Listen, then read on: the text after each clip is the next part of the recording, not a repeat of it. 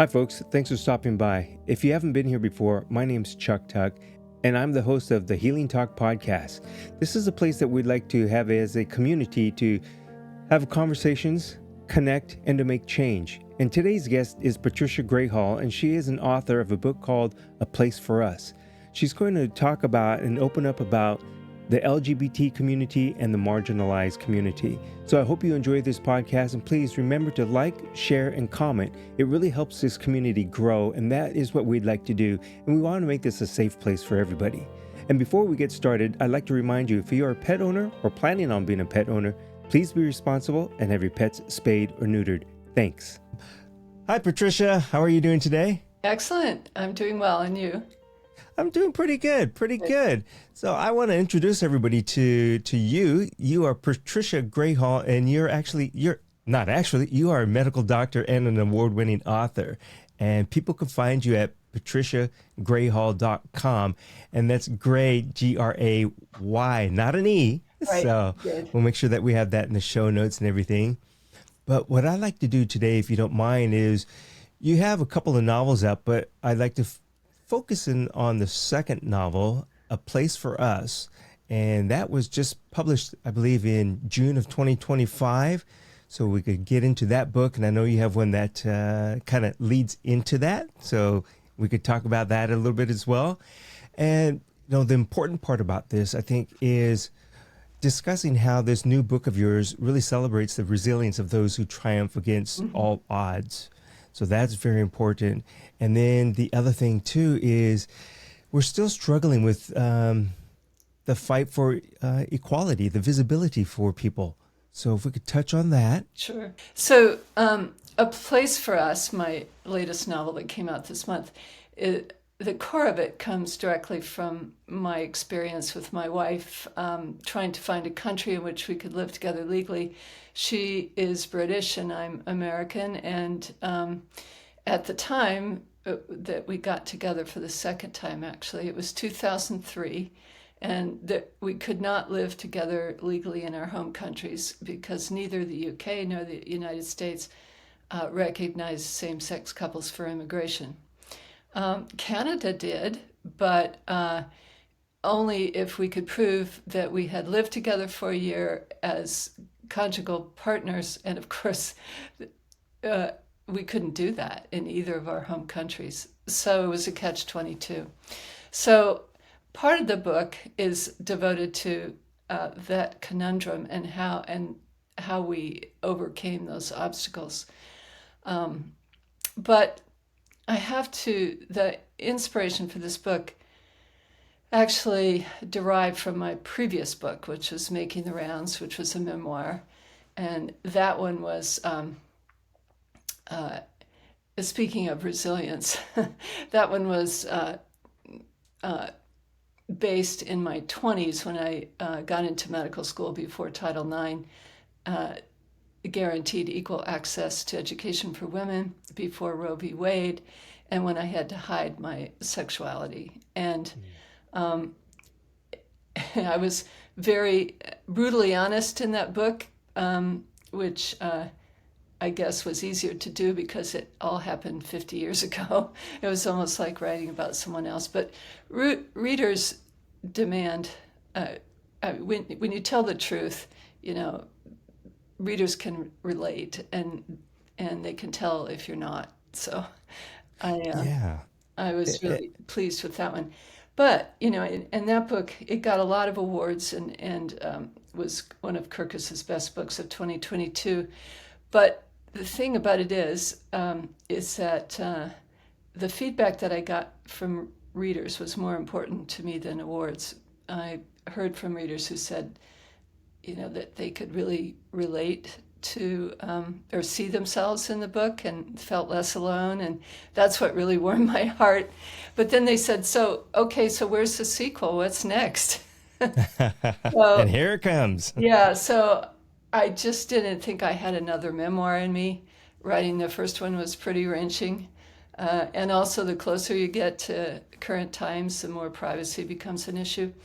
So, and the thing is, I'm pretty old, and I've had a lot of experiences and made lots of mistakes and learned from those mistakes, have a lot of stories. And one of the more dramatic ones was, how my partner and I coped with not being able to be recognized, in our own countries as a couple.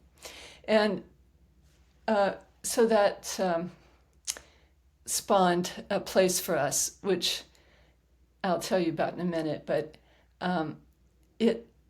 that's when I discovered autofiction, which is all writers draw from their own life. And this book is no exception. It's like Grace Paley said, write from what you know and write into what you don't know. So I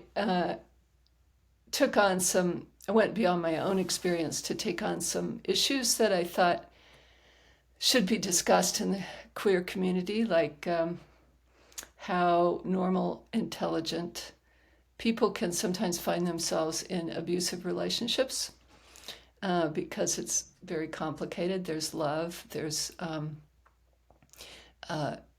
good times too, and hope that the partner will change, which sometimes traps people and keeps them from acting in their own self-interest. So that was one of the issues that I took up. And fiction allows me to do that, and... Well, I want to throw in there that although we're talking about LGBTQ community, this can really, as you said, the truth allows people to relate to it. Mm-hmm. And this is a truth of love, acceptance, equality, right, which I think every single person in some form or fashion can relate to. Right. So, yeah. So that's why this is so important to hear from you, your experiences, because definitely people have experienced that and can relate. Yeah, I mean, I think everybody, in one way or another, struggles with being authentic. Mm-hmm. I think all of us, regardless of our sexual orientation, hide some aspect of ourselves. And I think it's particularly difficult when, for queer people to have to hide their sexuality. I certainly found it challenging when I was younger. And I'm glad that young people today are able to express themselves more freely. But there is a backlash happening. And I hope that my books give not only queer people, but all marginalized people hope that it's possible still to lead, to thrive and lead extraordinary lives, despite lack of support from mainstream society. And of course, the second book, the Place for Us, is a romance, and it has a happy ending. So, love prevails. We all want that happy ending. Right. So, I know you really touched on every aspect of what we're going to talk about. I want to ask you a personal and maybe a controversial type of a question, if you don't mind. And this is apart from your book, mm-hmm, but this is with the queer community. And like you said, you're happy to see that the younger people today are maybe a little bit more open. Mm-hmm. Maybe can't say more accepted. It's just more open. But my question really is, do you feel that the young people have given themselves permission to experiment, or they're afraid of the opposite sex? And I ask this because my experience from friends and friends' kids and stuff who said that they were gay, mm-hmm, then later they're not. And I know that there's that controversy between, they choose to be or they don't choose to be, but it seems like that a lot of people now are choosing because they want to experience life and see who they are first, and they don't actually, this sounds bad, believe it or know that they are Mm-hmm. um, queer. Right. Is that offensive, or does that make sense? No, no, actually, well, I applaud the fact that young people today are freer to experiment and find out what works for them. I think that's really good. When I was 15 and I heard the word lesbian for the first time, which I felt applied to me, and this was before I had any experience with the opposite sex. I just felt in my heart that that's who I was, and Mm-hmm. I went to the library and I looked up, what that meant, and I read that homosexuality was a disease, and that homosexuals couldn't lead happy lives or hold down jobs, and I thought, wow, this is not a good thing to be. and but fortunately, I didn't internalize that, and you know, and I went ahead and well, I mean, I tried to be straight, but it didn't work for me. So, Yeah, hence that question, because I had a conversation with a friend. Hopefully, he's doing well out there, uh-huh. and he told me that he did not know. He absolutely did not know that he was attracted to men until his senior year commencement speech. And he said when he wrote the speech and when he was giving the speech, he suddenly realized he was focusing in on speaking to all the guys out there. Uh-huh.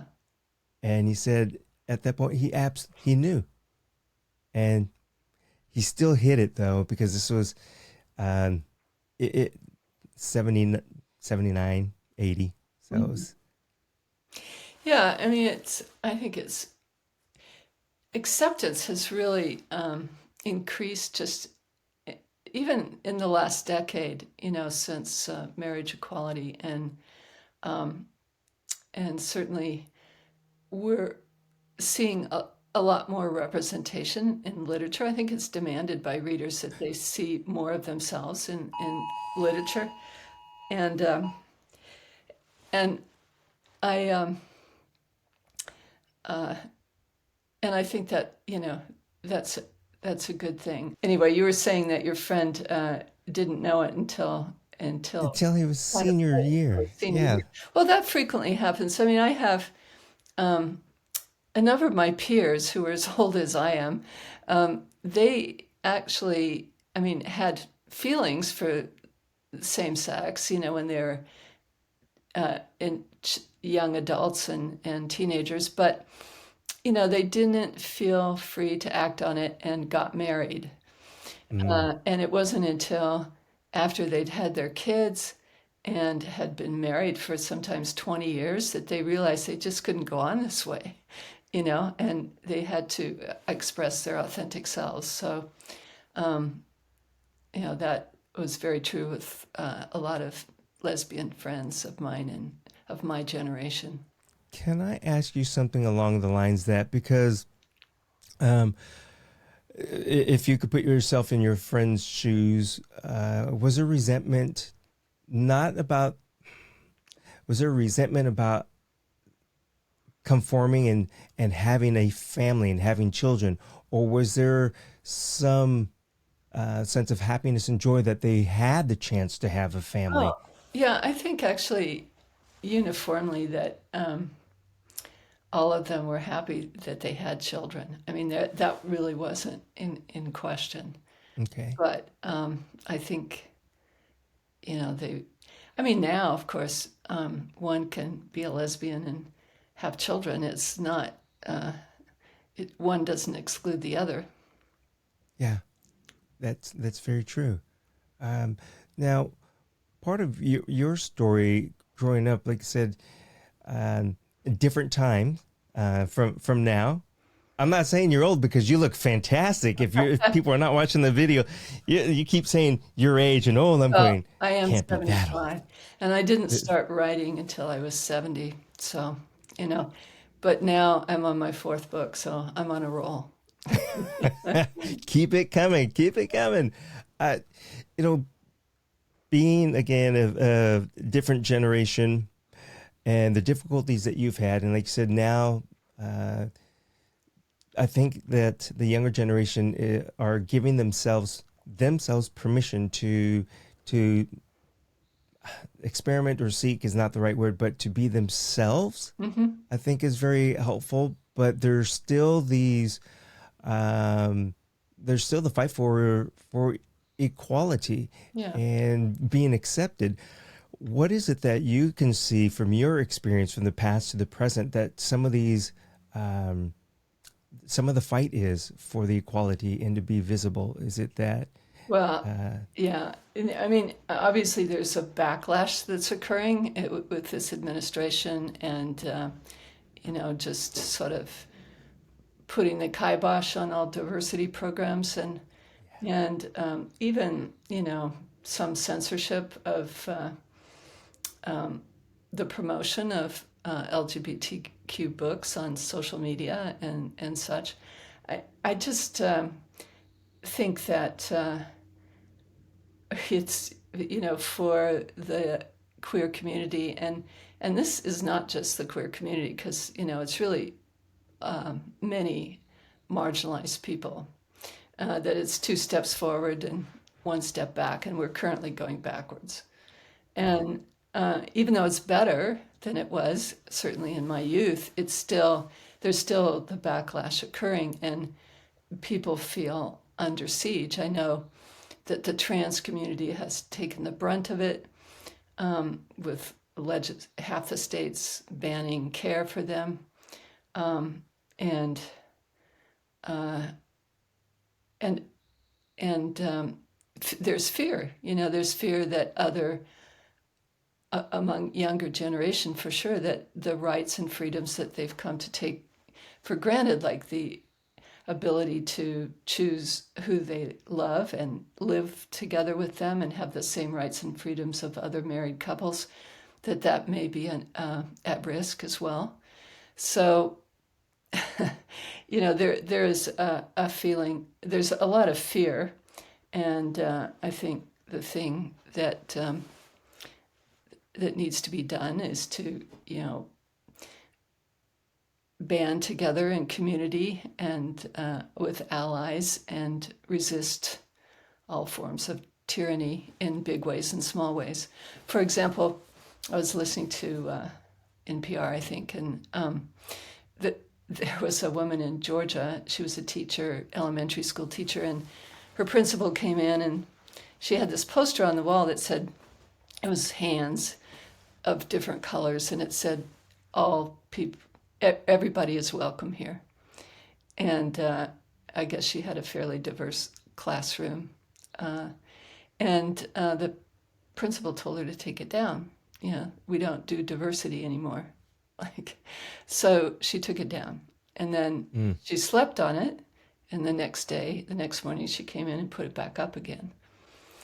And it's, just acts like that to resist, this kind of authoritarian repression, I think that hopefully will get us through the next few years.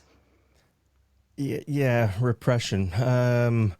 It again, this is just an outsider looking in. It certainly seems like you're saying, in the past, in our times, our days, it was, if you're gay, it was, we ignore you. Today, it's not we ignore you, we fight you. We're going to stop you, type of situation. Yeah. That's what it seems like to me. Well, yeah, that's an interesting point, because it does seem like, I mean, queer people have become more visible in, all their manifestations. And now there's a lot more choices of what you can call yourself, how you identify. And it's that visibility has provoked a backlash from fearful people who, lack empathy and understanding, I think, and basically that, I think it's that visibility perhaps that has made it more, the hate more visible as Yeah, well. more fearful and everything, because Right. now you hear, it wasn't in the past that you wouldn't hear people say, oh, you can't be around my child because it's going to rub off on them. Oh, Today, it's kind of like that. it's so ridiculous, yeah, as if that would happen. I I had a woman who was in my hiking group, a straight woman, and she said to me, I had to, you know, stop myself from laughing, but she said, "Gosh, I've never met a lesbian before." She's in, she's in her late 60s, uh, and you don't look like a lesbian. It was like, oh God, And so I said to her, you know, you have. Uh, there are lesbians among your friends and colleagues. They just didn't feel comfortable telling you. So, And you know what she's thinking? Mm-mm, right. I would know. Yeah. Yeah. Yeah. And I never would think you were a lesbian. It's like, oh, geez. Oh my gosh. Yeah. We Yeah, come in all kinds of presentations, We are, everywhere. that's true. And the funny thing is, your comment just now about this woman, it's like, well, what do you expect us to look like? Uh-huh. Do you think we're going to have, you know, three eyes or two nose? We are people. We are humans. We are just like you. Right. Exactly. And have this, similar diversity. And of course, there are some lesbians who look very masculine, and I think Yeah. that they draw the ire of people who don't like anybody who steps outside the norm. So they're the brave ones, really. Taking that risk, being so visible. That pride originally was it was originally a platform for activism and to draw attention to LGBTQ issues of violence and legislative attacks and stuff like that. And then it got rather commercial, and big Yeah. corporate sponsors saw it as a marketing opportunity. But now, I mean, I think it's probably good if it returns to its original purpose. And, also part of it was to be visible and to be proud of who you are and, Yeah. yeah, celebrate that. Well, the community. It's really about community, I Yes. think. And So, and also it gives, to, yeah, yeah, to feel part of community for sure. and I think uh, parades such as Pride Parade allows people on the outside to maybe look inside and say, hey, not so different. Hmm. We do look the same. We are the same. We like the same things. Right. Um, and I think it allows that. Um, so correct me if I'm wrong on that, but that's just how I feel. And I hope that it gives people the opportunity really to experience that and to enjoy and to all come together. Right. Yeah.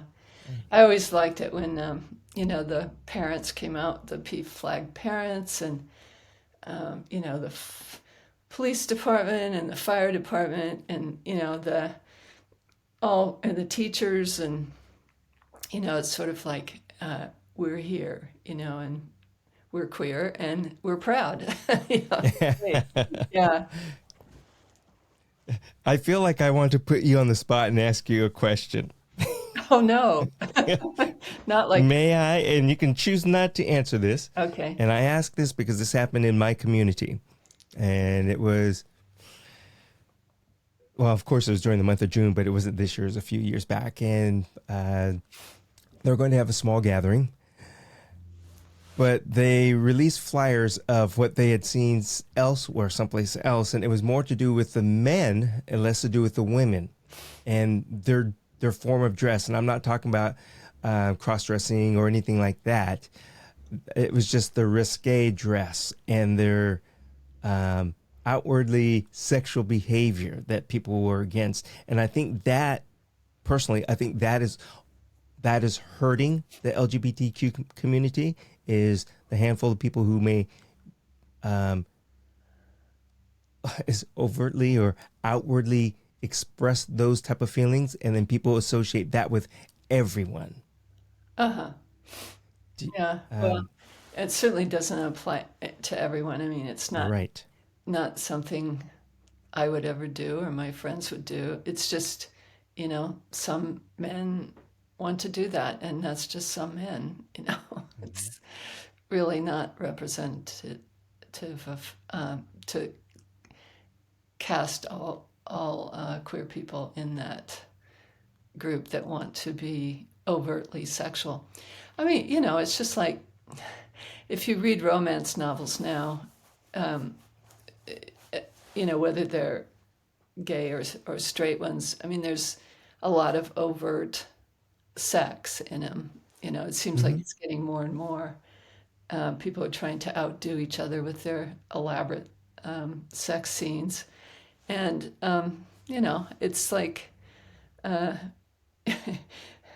it's just, some people want to see that and express that. And perhaps they feel freer to do that. But a lot of people don't. Right. We sort of have gotten to the point where when I was writing the romance novel that I wrote with my partner, Golden Years and Silver Linings, I read a number of romance novels, and because I was learning the craft, and I'd come to these scenes, and sometimes I would just go, roll my eyes and skip it, because it's so over the top. So if people don't like what those few men are doing, don't watch, look away, whatever. The reason I ask that is I wanted people to really understand that that is not how everyone is, and it doesn't matter your sexual orientation. I Right. think it's just something in general Yeah. that people, the general populace, don't care to see in public. It's okay to do it behind the closed doors, but I just wanted everybody to understand that no, this is not how everybody in that community behaves. So don't Well, associate, some of those negative things with that. yeah, absolutely not. For sure. And I would think that, lots of lesbians would find that cringeworthy.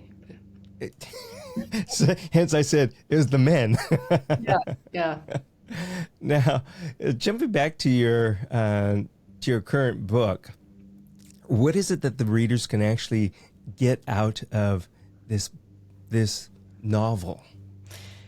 So just to tell you a little bit about it. So Joe is, and I have to just remind you that the readers that the characters are not me and not my wife. They're have different characteristics and in some ways behave differently.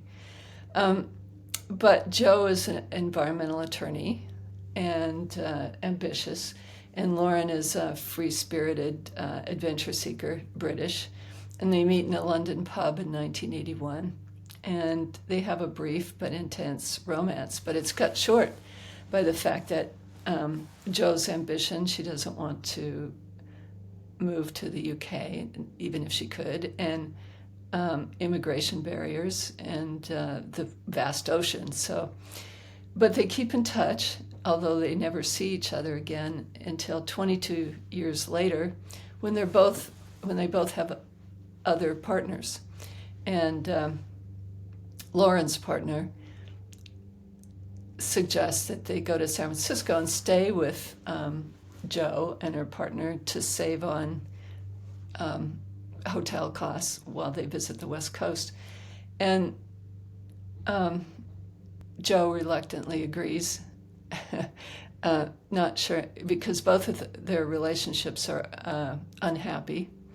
And, it feels like a bad time to have guests. But anyway, it does happen, and their yearning for each other becomes stronger than ever. but they have to deal with the fact that they're in these other relationships. And so part of it is untangling that.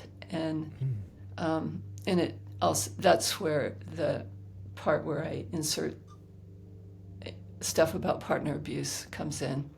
But anyway, once they decide that they want to be together, then there's this conundrum of like, where can they do that because of the difficulty of no country offering them sanctuary as a couple. Yeah. So what I hope that readers will take out of this is, first of all, it's suspense, it's romantic suspense. So it kind of keeps a reader, turning the page on edge. And then there's a happy resolution. And the message, of course, is that love will find a way, regardless of the obstacles. Love is love, and it will prevail. Yeah, well, I'll say just the short clip of what you were telling us about the book intrigued me, drew me in. I'm heterosexual, but that story is a familiar type of a story for everyone to read. Well, my critical reviewers, that reviewed it before it was published, all of them were straights. Well, most of them. And, they found it compelling. So I think it'll have appeal to a wider audience. I think so. I 100% agree with them. Let's just remind folks where they can actually go and get your current book, your other books, and you are going to continue writing. So there are going to be books. Right. So Making the Rounds, my memoir, and A Place for Us is distributed by Simon & Schuster. So it's everywhere in bookstores, on Amazon. And both of them have audiobooks, although the audiobook is, there's a glitch right now with Amazon, but it's available at Barnes & Noble and all other outlets. Basically, print book, audiobook, and ebook are available for both books. Okay. Yeah. I'll make sure that I have links to the books and to your website. Great. And all the links are on my website, too. Excellent. Yeah. So let me ask you this. What are your hopes for the queer community in the next 2 years? Well, I just hope, everybody survives, really. Yeah. I hope, the administration has shut down the teen suicide hotline and has really targeted the trans community, really wishing to essentially extinguish them, and so I just hope that especially young people, can make it through and have hope that this will pass.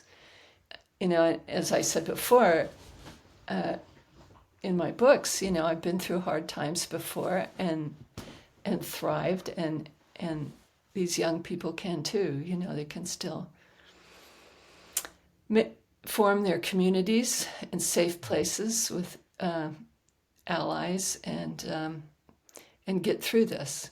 There's still hope and joy on the other end. So, yeah, that's part of, I think, finding your support and feeling safe. Mm-hmm. So, like I said, I hope everybody gets through this. And you're right. I don't want to get the political, but yes, this current administration is making it very not friendly. Right. But don't give up hope and find the community. Yeah. And this isn't just applied to queer people. I mean, a lot of populations in the U.S. are under siege right now. Like you said, the marginalized, and I'm glad you had said that. It's really about the marginalized folks. Indeed. So, well, I just want to remind everybody, patriciagrayhall.com is Patricia's website. She is a medical professional. She is a professional, award-winning author. Definitely go check it out. And I think the book is going to resonate with a lot of people, whether you're straight or not. So I agree. I just want to say this has been um, very nice, a nice conversation about this. Great. Phil, thanks a lot, Chuck. I appreciate it. Yeah, you're welcome. Thank you.